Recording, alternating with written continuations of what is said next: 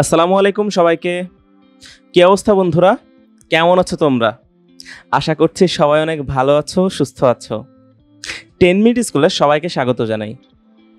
আমরা পৌরনীতি ও নাগরিকতা বিষয়ের গণতন্ত্রের রাজনৈতিক দল ও নির্বাচন এই অধ্যায়টি নিয়ে আলোচনা করছিলাম এবং ইতোমধ্যেই কিন্তু আমরা এই অধ্যায়ের বেশিরভাগ টপিকই কভার করে ফেলেছি।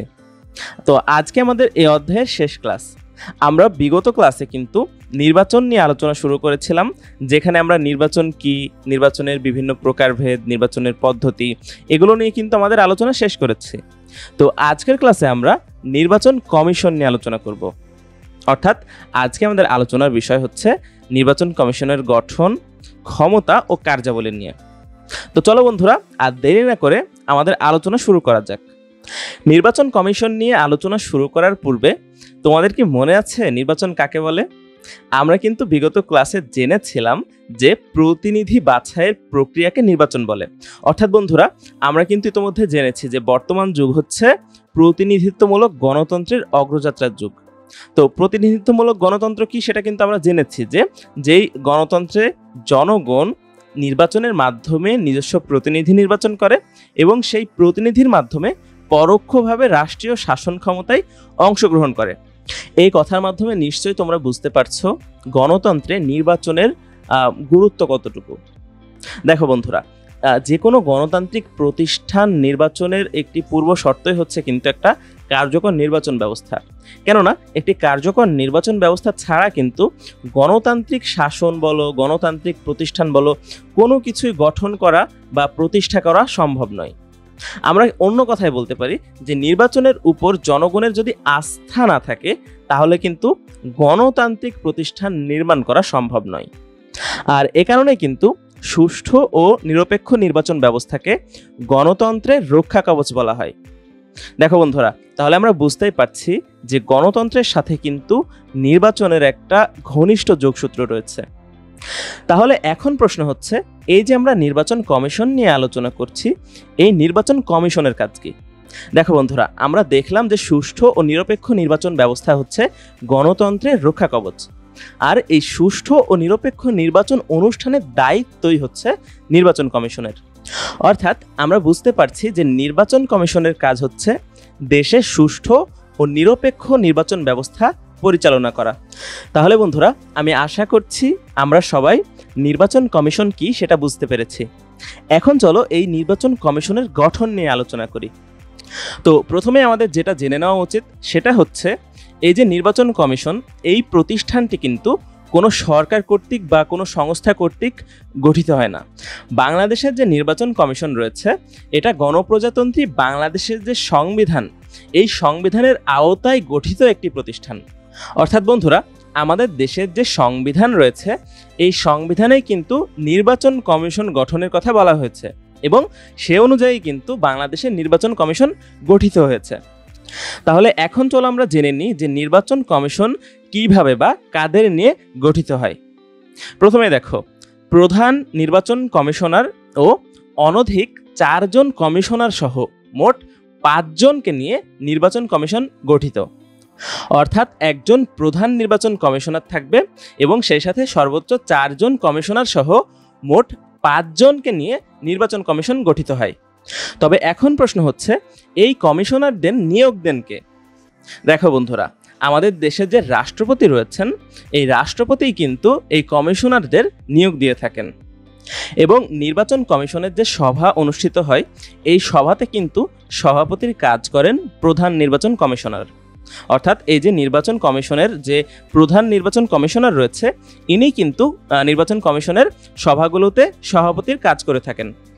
তাহলে এখানে আমরা দেখছি যে প্রধান নির্বাচন কমিশনার ও অনধিক 4 জন কমিশনার সহ মোট 5 জন নিয়ে নির্বাচন কমিশন গঠিত হচ্ছে এবং রাষ্ট্রপতি এই কমিশনারদের নিয়োগ দেন। তাহলে এখন প্রশ্ন হচ্ছে, এই কমিশনারদের মেয়াদকাল অর্থাৎ তাদের কার্যকাল কত বছর? দেখো বন্ধুরা, এই প্রধান নির্বাচন কমিশনার ও অন্যান্য যে কমিশনাররা রয়েছে তাদের কিন্তু কার্যভার গ্রহণের তারিখ হতে মোট 5 বছর কার্যকাল। অর্থাৎ তারা যেদিন থেকে কার্যভার গ্রহণ করছে সেদিন থেকে তাদের মেয়াদ বা কার্যকাল হচ্ছে 5 বছর। এছাড়া দেখো, নির্বাচন কমিশনের দায়িত্ব পালনে সহায়তা করা কিন্তু সরকার ও অন্যান্য কর্তৃপক্ষের কর্তব্য। অর্থাৎ দেশের যে সরকার রয়েছে এবং অন্যান্য কর্তৃপক্ষ রয়েছে, এদের কর্তব্যই কিন্তু নির্বাচন কমিশনের যে দায়িত্বগুলো রয়েছে এই দায়িত্ব পালনে সহায়তা করা। বন্ধুরা, আমরা কিন্তু আজকের আলোচনার শুরুতে জেনেছিলাম যে নির্বাচন কমিশন হচ্ছে একটি সাংবিধানিকভাবে গঠিত প্রতিষ্ঠান। তাহলে এই নির্বাচন কমিশন যে পরিচালিত হয়, এটা কিভাবে পরিচালিত হয়, অর্থাৎ কোন আইন দ্বারা বা কোন নির্দেশাবলী দ্বারা?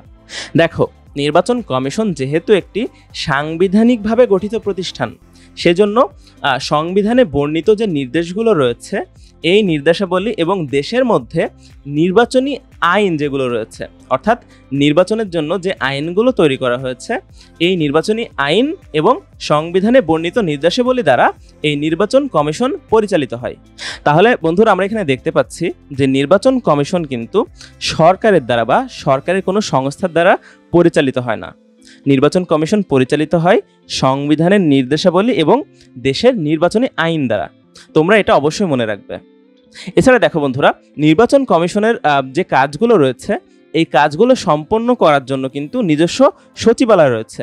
তাহলে আমরা বুঝতে পারছি যে নির্বাচন কমিশনের যে কাজগুলো রয়েছে এই কাজগুলো কিন্তু সরকারের যে অন্যান্য মন্ত্রণালয় বা অন্যান্য যে সচিবালয়গুলো রয়েছে এখানে কিন্তু সম্পন্ন করা হয় না। তবে এর কারণ কি জানো, কেন নির্বাচন কমিশনের একটা নিজস্ব সচিবালয় রয়েছে? কেননা বন্ধুরা, চিন্তা করো, আমাদের কিন্তু যে সরকার রয়েছে এই সরকার কিন্তু প্রতিনিয়ত পরিবর্তিত হয়। আর আমরা জেনেছি যে সরকার পরিবর্তিত হয় নির্বাচনের মাধ্যমে, অর্থাৎ নির্বাচনে যে রাজনৈতিক দল সংখ্যাগরিষ্ঠতা অর্জন করে সেই দলই কিন্তু সরকার গঠন করে। তাহলে দেখো, যদি ক্ষমতাসীন যে রাজনৈতিক দল রয়েছে অর্থাৎ সরকারের অধীনে যদি নির্বাচন কমিশনের কাজগুলো পরিচালনা করা হয়, তাহলে কিন্তু নির্বাচন কমিশনের কাজ সুষ্ঠু বা নিরপেক্ষ থাকবে না। আর সে কারণেই নির্বাচন কমিশনের কার্যাদি সম্পন্ন করার জন্য নির্বাচন কমিশনের নিজস্ব সচিবালয় রয়েছে। তাহলে বন্ধুরা, আমরা বুঝতে পারছি যে সুষ্ঠু ও নিরপেক্ষ নির্বাচন অনুষ্ঠান পরিচালনা করার জন্য কিন্তু নির্বাচন কমিশনের স্বাধীনতা ও নিরপেক্ষতা খুবই জরুরি। তবে বন্ধুরা, এখানে একটা বিষয় কি, এই যে নির্বাচন কমিশনের যে জনবল বা তাদের যে আর্থিক ক্ষমতা, এর জন্য কিন্তু নির্বাচন কমিশন সরকারের উপর নির্ভরশীল। তাহলে এখানে কি হচ্ছে দেখো, এই যে জনবল বা অর্থ সংক্রান্ত যে ব্যাপার, এখানে যদি নির্বাচন কমিশনের স্বাধীনতা না থাকে তাহলে কিন্তু নির্বাচন কমিশনের যে সুষ্ঠু ও নিরপেক্ষ নির্বাচন পরিচালনা করার দায়িত্ব এইটা কিন্তু ব্যাহত হবে। আর সে কারণেই এই জনবল বা অর্থ সংক্রান্ত ব্যাপারে কিন্তু নির্বাচন কমিশনের স্বাধীনতা থাকা একান্ত আবশ্যক। তাহলে বন্ধুরা, এই ছিল বাংলাদেশ নির্বাচন কমিশনের গঠন সম্পর্কিত আলোচনা। চলো আমরা এখন নির্বাচন কমিশনের ক্ষমতা ও কার্যাবলী নিয়ে আলোচনা করি। দেখো, বাংলাদেশের যে সংবিধান রয়েছে এই সংবিধানের 119 নম্বর অনুচ্ছেদে কিন্তু নির্বাচন কমিশনের যে দায়িত্বগুলো রয়েছে এই দায়িত্বগুলো কিন্তু বর্ণনা করা হয়েছে। তো নির্বাচন কমিশনের দায়িত্বগুলো কি, চলো আমরা একটু সেগুলো পর্যায়ক্রমে জেনে নিই। প্রথমেই দেখো, নির্বাচন কমিশনের দায়িত্ব হলো রাষ্ট্রপতি ও সংসদ নির্বাচন পরিচালনা করা। দেখো বন্ধুরা, আমরা জানি যে প্রতি 5 বছর পর পর কিন্তু জাতীয় সংসদ নির্বাচন অনুষ্ঠিত হয়। তো এই যে নির্বাচন পরিচালনা করার দায়িত্ব এটা কিন্তু বাংলাদেশের নির্বাচন কমিশনের। এছাড়া আমরা জানি যে পরোক্ষ নির্বাচনের মাধ্যমে কিন্তু রাষ্ট্রপতি নির্বাচন অনুষ্ঠিত হয়, অর্থাৎ জনগণ তার প্রত্যক্ষ ভোটের মাধ্যমে যে জনপ্রতিনিধি নির্বাচন করে, অর্থাৎ যে সংসদ সদস্যদের নির্বাচন করে, এই সংসদ সদস্যদের প্রত্যক্ষ ভোটের মাধ্যমে কিন্তু রাষ্ট্রপতিকে নির্বাচন করা হয়। আর এ কারণেই এই রাষ্ট্রপতি নির্বাচনকে বলা হয় পরোক্ষ নির্বাচন। তো বন্ধুরা, এই যে রাষ্ট্রপতি নির্বাচন এবং জাতীয় সংসদ নির্বাচন, এই নির্বাচনগুলো পরিচালনা করার দায়িত্ব হচ্ছে নির্বাচন কমিশনের। আর শুধু এই নির্বাচনগুলো পরিচালনা করাই না, এর সাথে নির্বাচনের জন্য ভোটার তালিকা প্রস্তুত করা, ভোটারদের পরিচয়পত্র প্রদান করা, এছাড়া আরও যে অন্যান্য নির্বাচন রয়েছে, যেমন সকল স্থানীয় সরকার পরিষদ, যেমন আমরা জানি ইউনিয়ন পরিষদ বা পৌরসভা, সিটি কর্পোরেশন, উপজেলা পরিষদ, জেলা পরিষদ, এইগুলো কিন্তু বিভিন্ন স্থানীয় সরকার পরিষদ। তো এই স্থানীয় সরকার পরিষদের যে নির্বাচনগুলো অনুষ্ঠিত হয়, এইগুলো পরিচালনা করার দায়িত্ব বা এগুলোর যে আনুষঙ্গিক কাজগুলো রয়েছে এইগুলোও কিন্তু সুষ্ঠুভাবে সম্পাদন করার দায়িত্ব হচ্ছে নির্বাচন কমিশনের।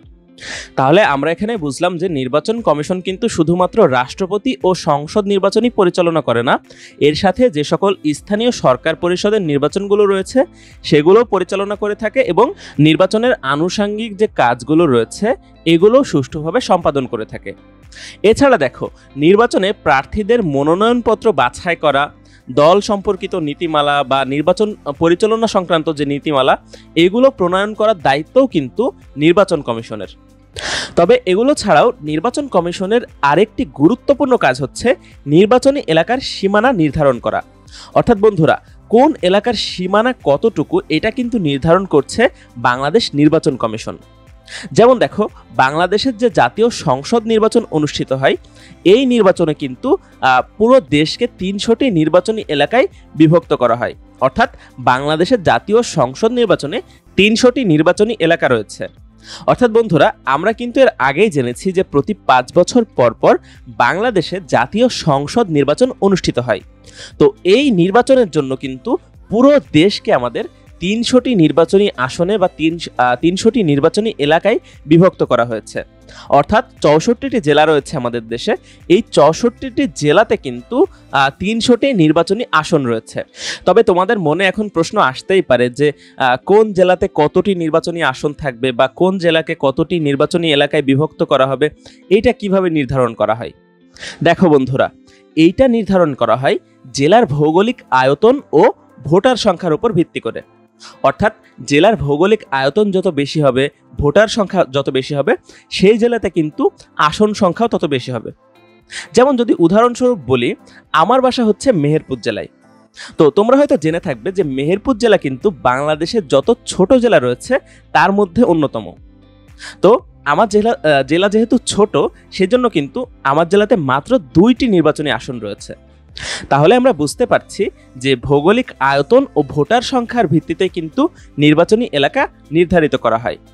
তো এই যে ভৌগোলিক এলাকা ভিত্তিক 300টি আসন আমরা দেখতে পাচ্ছি, এখানে কিন্তু বাংলাদেশের সাধারণ জনগণ তাদের প্রত্যক্ষ ভোটের মাধ্যমে সংসদ সদস্যগণকে নির্বাচিত করেন। অর্থাৎ এই 300টি আসনে জনগণ কিন্তু তার সরাসরি ভোটের মাধ্যমে তার পছন্দের প্রার্থীকে বাছাই করতে পারছেন। তবে অপরদিকে দেখো, এই ভৌগোলিক এলাকা ভিত্তিক 300টি আসন ছাড়াও বাংলাদেশের জাতীয় সংসদে কিন্তু আরও 50টি সংরক্ষিত মহিলা আসন রয়েছে। আর এই সংরক্ষিত মহিলা আসনের সদস্যগণ কিন্তু জনগণের প্রত্যক্ষ ভোট বা সরাসরি ভোটের মাধ্যমে নির্বাচিত হন না, বরং জনগণ যে 300টি সংসদীয় আসনে তাদের পছন্দের প্রার্থীকে সংসদ সদস্য নির্বাচিত করেন, এই নির্বাচিত 300 জন সংসদ সদস্যের দ্বারাই কিন্তু এই 50টি সংরক্ষিত মহিলা আসনের সদস্যগণ নির্বাচিত হন। তাহলে আমরা বুঝতে পারছি যে রাষ্ট্রপতি নির্বাচনের মতোই কিন্তু এই 50টি মহিলা সংরক্ষিত আসনের নির্বাচনটিও একটি পরোক্ষ নির্বাচন।